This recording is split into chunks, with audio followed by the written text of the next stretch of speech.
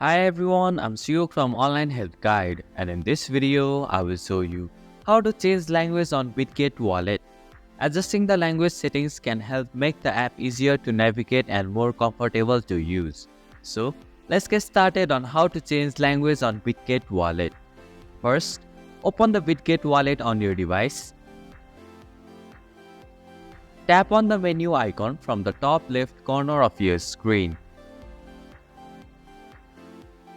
Here, you can find the language option. Tap on it. A list of available languages will appear.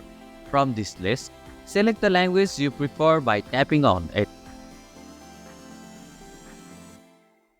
The change will take place immediately and your app will now display in the selected language. And this is how you can change language on Bitget Wallet. Thank you for watching Online Help Guide. Hope this video was helpful. If it was, then hit the like button and comment down if you have any questions or feedback.